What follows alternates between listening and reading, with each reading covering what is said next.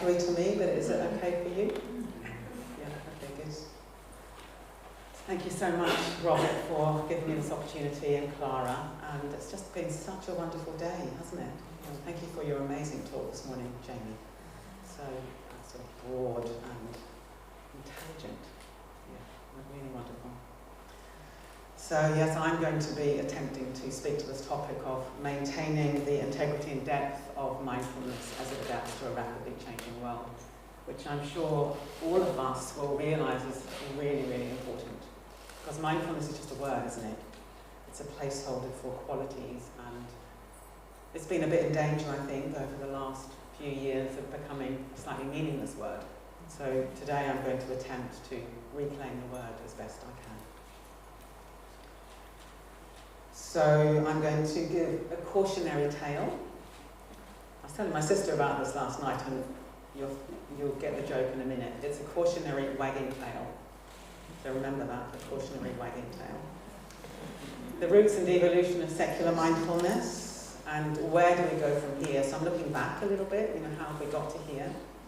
And then going back to the roots using a Buddhist model of view, meditation and action, which is a very traditional wisdom view, wisdom approach. Recognising the huge need in our societies, which Jamie's articulated on a kind of global systems level, but there's also an enormous need of individuals, and those two things don't counter each other. They come together, don't they, the individuals and the societal. I think we need to have creative innovation to meet contemporary challenges, and I'm going to give you an example of that we've done at Breathworks, the HEALS program, which is applied mindfulness for well-being. I'll tell you a little bit about that. And last, but by no means least, the importance of our own practice. Maybe this is the most important point of the whole talk, but you have to listen to about 50 minutes to get to that. But yeah, the importance of our own embodiment of these qualities. That's what's going to change the world, probably more than lots of words. Nonetheless, I'm going to give you lots of words. So this is the cautionary wagging tail. This is John Kabat-Zinn, who is the sort of grandfather of mindfulness taken out of a religious context in the West. And here he is teaching people to meditate. So he's at a centre. This is based on a Zen story that I've changed for the modern world. Yeah. So you've got a teacher, a great master. I would say Kabat-Zinn is a great master. He's coming from a very kind of pure place in terms of how we can liberate human consciousness. So there he is, he's teaching at a centre. And then somebody brings along a dog to live at that centre. Very lovely dog, a Dalmatian. And this Dalmatian's a little bit badly trained. So one of the other people at the centre gets really good at dog training. And so now when people come along to meditate with Kabat-Zinn, there's this dog there. And this dog is always very, very obedient. It lies there. So he's teaching meditation, and this dog is kind of really fascinated to people as well, because it's just lying there, so obedient. Eventually, Kabat-Zinn moves on. He moves on to other things, and other people start doing their teaching at this centre. And very gradually over time, people are more interested in the dog than they are in meditation. So they start coming along to the centre to see this amazing dog that's so beautifully trained, and wow, this is so amazing. And then what happens over time is it becomes a dog training centre. And so people all start bringing their own dogs along, and then people start going into the park. So people have forgotten that they ever went to the centre to meditate, and it's become a place that's oriented around dogs. So we've forgotten the message of the master. And I think this is a really lovely tale. It's from the Zen tradition, and it's about kind of drift, how we get mission drift, if you like. Because you could say we've lost the embodiment of the master, and the whole thing's got diluted, and then people have just got fascinated by something else. In a way, it's a caricature of the situation, but we always have to be aware of that, I think. Because the word mindfulness has become so popular as a kind of adjective for anything, if we're not careful, we've forgotten that it's all about really profoundly training the mind and it just becomes a pleasant thing to do. So that's the cautionary wagging tail. So here's John Kabat-Zinn again, and what was it that he was attempting to do back in the 70s, which is when he began to bring these mind training skills into clinical settings initially. So he talked, I'm saying this from memory, if he was here he may well correct me, but I'll do my best. He was on a meditation retreat at Insight Meditation Society in Massachusetts, and he had a kind of vision, and I think it was about 10 seconds, like a flash, of how amazing it would be to take these skills that he was learning in a traditional sort of meditation centre tradition, how amazing it would be to take it into our modern Western society for the benefit of everybody, not just people who are able to go to intensive meditation or call themselves a Buddhist or even be interested in religion. He saw very, very directly that these are universal skills to alleviate human suffering. That was the flash. The flash was that there is a way to overcome what I call reactive suffering. Suffering is inevitable, but reactive suffering is not inevitable. We can train ourselves so that we don't have these knee-jerk reactions that just makes our suffering worse. That's where we're quite odd as creatures. We have something that hurts, we resist, we react, and then it hurts more. And we get kind of trapped in that cycle. So I think his vision was very pure and very clear. And he went on to offer it in the hospital. He went to the clinicians, had the gift of the gab, and he said, I want to try this out with patients. And as I understand it, the patients that were initially referred to him were the people that were not being helped by traditional medicine. So the patients that are very, I hate this expression, but doctors have this saying of the heart sink patients. Instead of the heart sink patients, they come into the room and the doctor goes, oh my God, I don't know what to do with this person. So they were offered to Kabat-Zinn. He ran this initial, what became the MBSR course, and he got good results. I mean, it's so moving, isn't it? He worked with these people that were considered the most difficult to help, a lot of them with chronic pain. And he got good results, and then things moved on, and he's a very charismatic guy, and very visionary, so he was able to really roll this out. And the rest is history, as we say. We're all here now in Brighton, 50 years later, really because of that initial flash that he had. One of the things I find very interesting about him that we can learn from is he was visionary and also highly pragmatic. And I think often those two things don't go together. You know, people can be very visionary, but it's all a bit abstract, or they can be very pragmatic and it's all a bit sort of on the horizontal plane.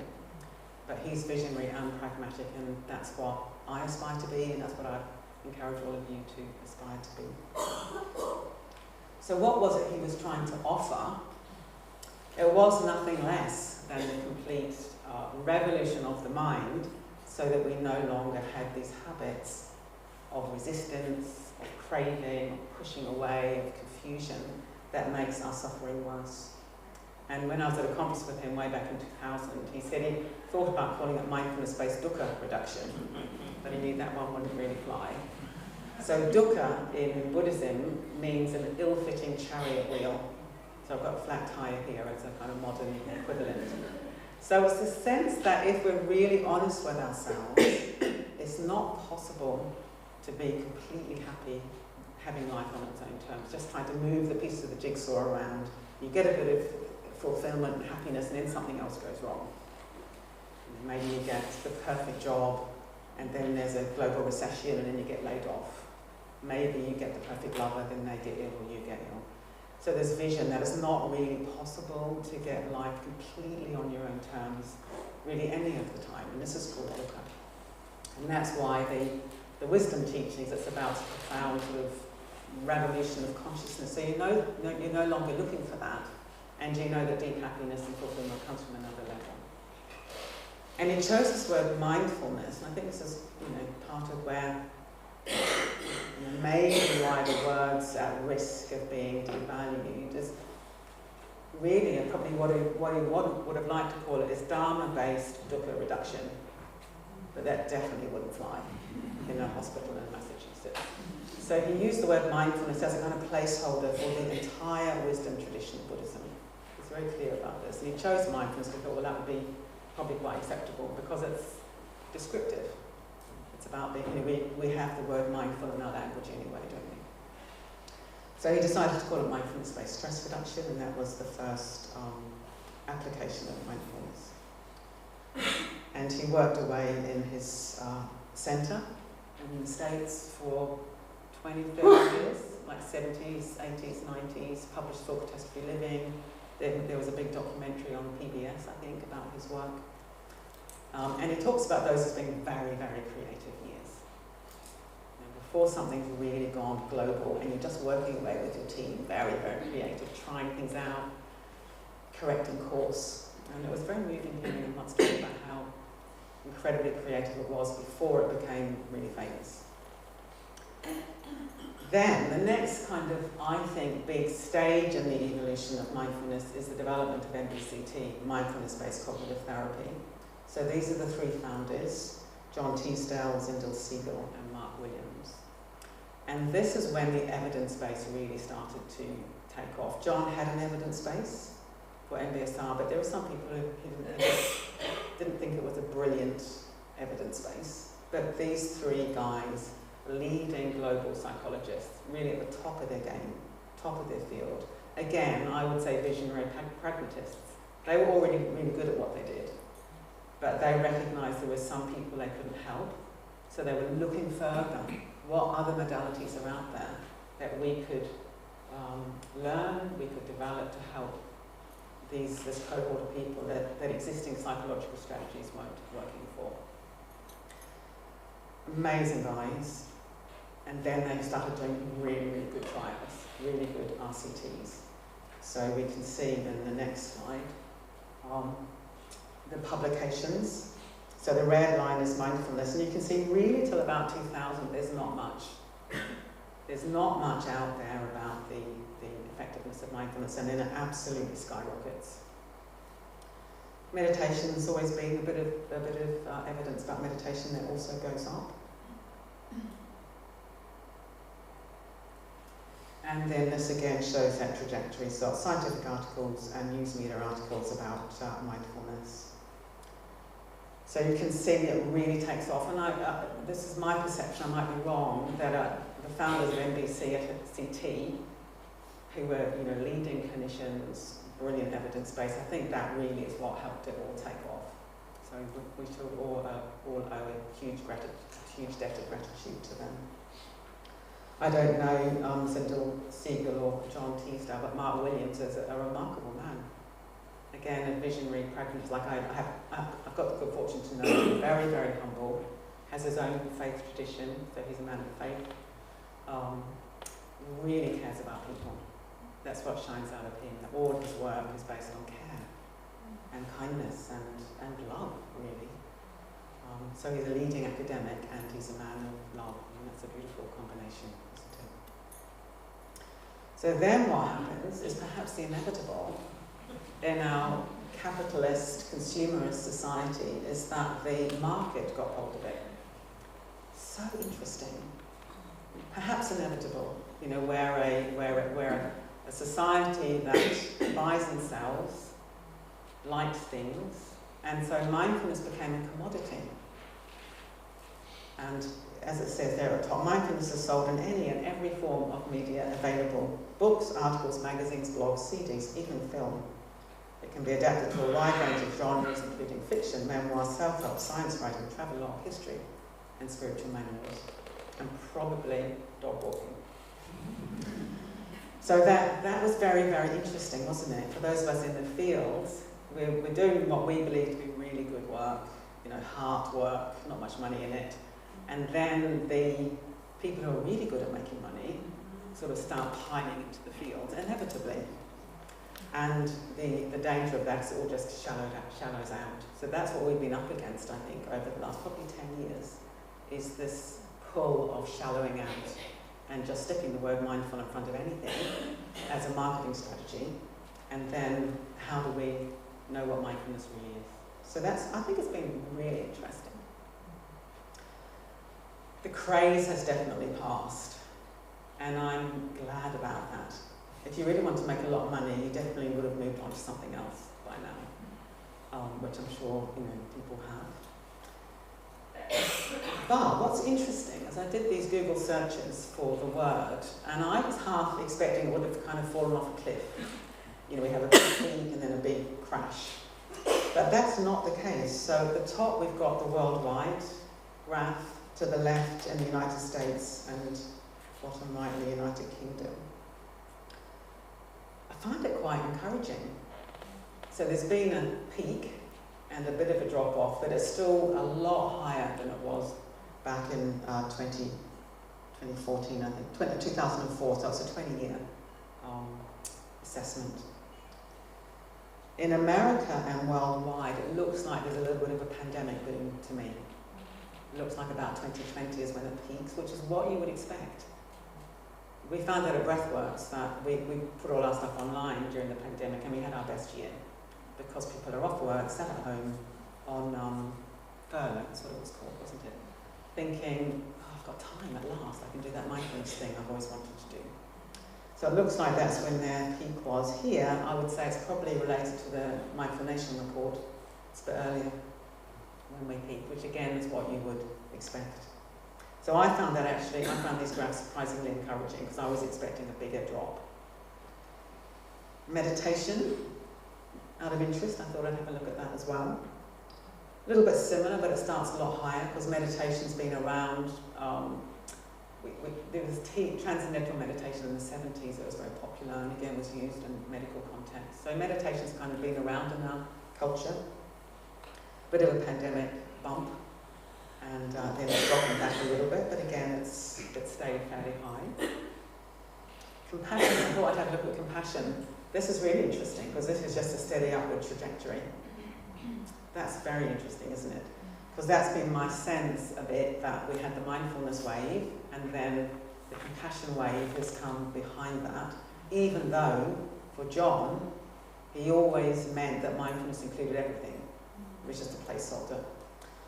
Although MBSR is not that explicitly that, but it's implicit. So then, quite rightly, people think, what about compassion? Which is really, really important. And that's a very encouraging graph, isn't it? That's just steadily going up. And I know that Debbie's going to be talking about compassion after me.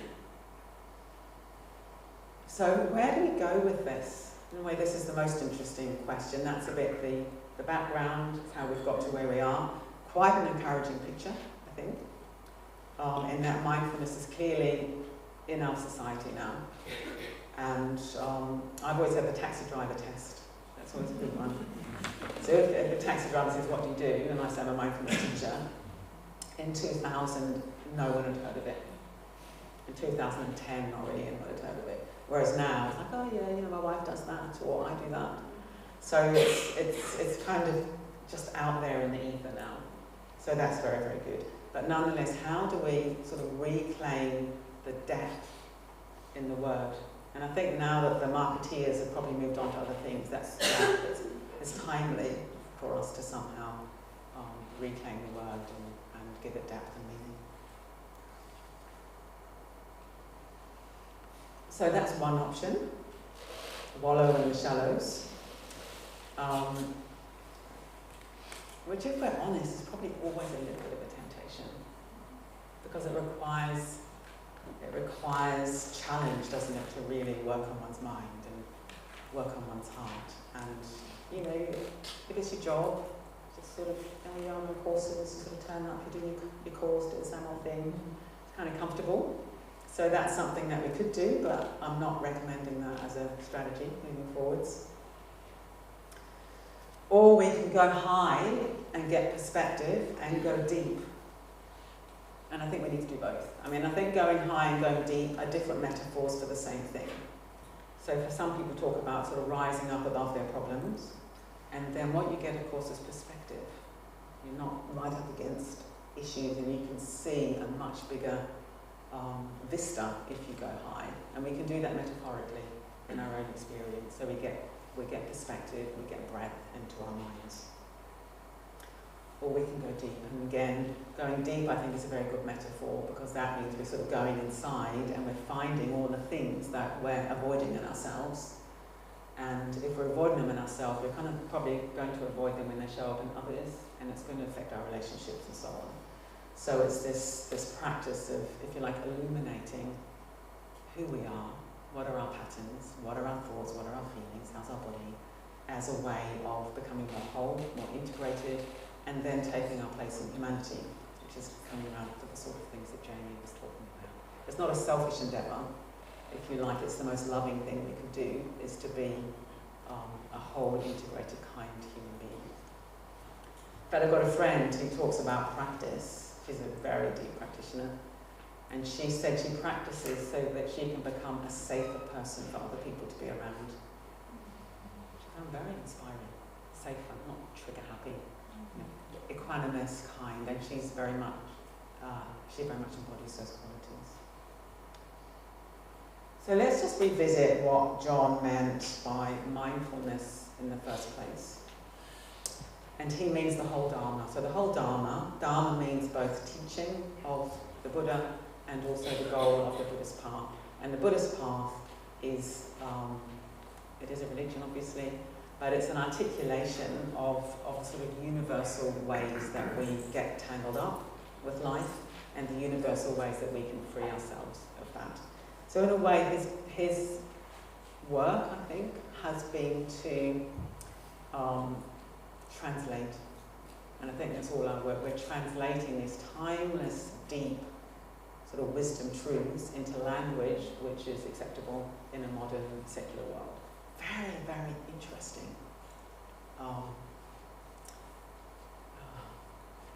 And it's fascinating. It's what I've been doing for 25 years. I find it so interesting. You know, how do you translate the stuff in a way that means it's going to be really acceptable without dumbing it down in a culture where we don't really value faith very much? It's very, very interesting work. And in a way, I've seen John, he's been sort of playing with this ever since I've known him. He's very anti the language of secular, which is interesting, because then you get a secular, sacred, binary divide. And of course, what we're trying to do is sacred in a way. We're trying to honour the human heart and trying to honour what's possible for the human mind. But we're not wanting to put it in a box that's going to exclude other people. So it's all very interesting. Anyway, the model I want to offer today is view, meditation, action, which is a model from the Buddhist tradition. But I think it's a way of understanding what we're doing within the context of depth. So there's quite a lot of different ways we can articulate view, but the way I'm choosing to do it today is breadth. You know, I'm choosing to do it from the point of view of how can we step out of being all tangled up with our thoughts and our feelings and our physical pains and so on into something much, much, much bigger. And in Buddhism, it's one of the traditional images is blue sky mind. That mind can be like a boundless blue sky. And even just looking at that image, to see what that does to you. See how that affects how you are right now to look at that image, which is a metaphor, obviously, for the kind of spaciousness, openness, expansiveness, calm that we can have in our minds when we stop being all identified with the passing weather. So blue sky, and I call it mind stream because it's not a thing. It's this process that we can learn to rest within that's got this amazing kind of spacious, boundless quality. And it's always there. This is where another thing that we can take from Buddhism, I think can be very, very helpful in our culture where so much sort of self-hatred and self-loathing and so on, is this is always there and it's always available and it's positive. So we don't have to do anything extra, we just have to peel away all the sort of rubbish and rest in this. How beautiful is that? But most of the time we're like this, aren't we? Particularly in this country. We're down there and we're forgetting that above those clouds, there's the blue sky, and we're completely caught radiant sky and the doings of this life. The doings of this life are tremendously important. We do live in this world. But if we can have this broader perspective, then life becomes much easier. So it's like this. I always love that moment when I'm on an aeroplane, where you start off on the ground, so rainy and cold, and then you fly through the clouds, which is all really amazing, because the clouds look so solid from the ground, don't they? And you fly through and you go, oh, they're completely insubstantial. Just a perception, and then you break free and you're in this radiant sky. That would be lovely for you to take away today, this knowledge that, oh yes, I have that within me all the time, and I can choose to rest there. But it's not a cool sky. This is a metaphor for a sky that is full of love. That's amazing, isn't it? Did you know such a thing existed? So that this consciousness, this kind of spaciousness that we can rest in, it's not cool or aloof. It's absolutely saturated with love. It's absolutely saturated with kindness and a sense of connectedness with other people. So maybe it's the red heart mind stream as well as the blue sky mind stream. So I've got a couple of other quotes. This is from Yeats. I love this. Our daily thought was certainly but a line of foam at the shallow edge of a vast luminous sea. Our daily thought was certainly but the line of foam at the shallow edge of a vast luminous sea. Isn't that beautiful? And of course we're just all caught up with the thought as if it's everything. So this is a similar kind of invitation, but now it's using the ocean, which again is another traditional image, that awareness can be like a vast, deep, still ocean. And this is one from Buddhist teacher Sangharakshita, which is an under-the-earth image for the same thing. So you've got sky, ocean, earth. Imagine an enormous subterranean chamber, all lit up from within. We are living in a tiny chamber next to, indeed part of, the larger one. We can see nothing at all of what's going on in that large chamber. In fact, we have no idea that the large chamber is even there. So that's an earth image, and it depends on your temperament. Like sometimes when I'm practicing, I really like to go down. I don't want to go up into the sky because that feels escapist. If I've got a lot of physical pain, I know that sort of shooting out of my body is the temptation, but that doesn't work because I'm then into resistance and tension and strain. So sometimes I want to just imagine that the earth is kind of receiving me and I'm dropping down, down, down, down, and then it gets very, very spacious and quiet down there.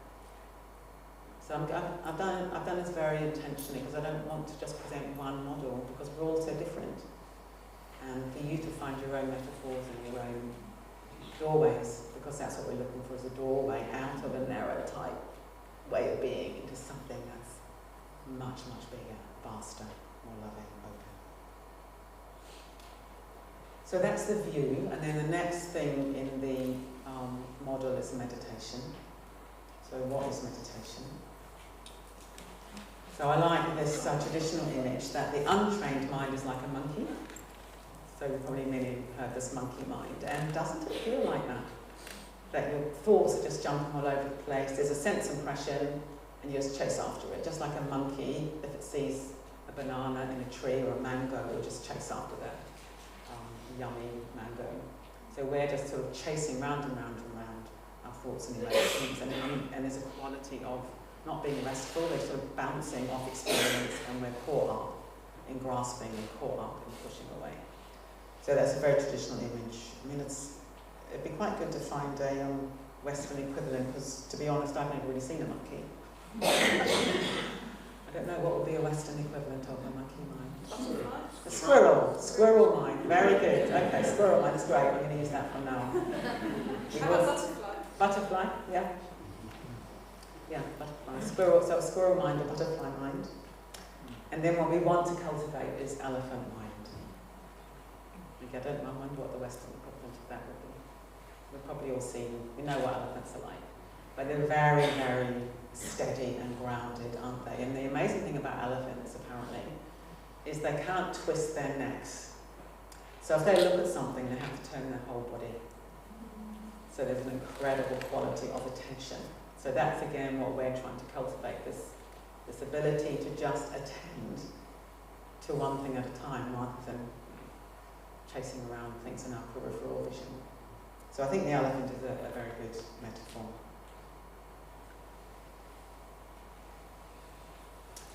So this is going back to something Jamie touched on earlier. This is in fact Matthew Rickard, who's going to be doing a talk for you, isn't he? Yeah. And I met him last year at a conference. He's just gorgeous. He's in his late 70s now. Very, very humble. Very light. Sometimes the great teachers, the great practitioners, they've got a tremendous quality of lightness, which is one of the most attractive things for me, that it isn't about earnestness, but they're very light, sort of playful. He's got a lovely laugh, he sort of giggles. And he said he wanted to get t-shirts made. He does a lot of work in Nepal, I think, with refugees, and he works very hard. And he was thinking of getting t-shirts made, and on the front it says, "Forgive me," and on the back it says, "I did my best." It's good, isn't it? Forgive me, I did my best. Anyway, he's one of these monks that were scanned by Richard Davidson in Wisconsin. And the science here, and again it came from the Dalai Lama, so there, a lot of the research into mindfulness had been, how does it work with difficulties? Like what's going on when it's been used with depression, anxiety and so on. And the Dalai Lama said, it's all very well and good, but I want to know what's positively being created through meditation, like what are the positive changes in a healthy mind, what develops. So he thought that would be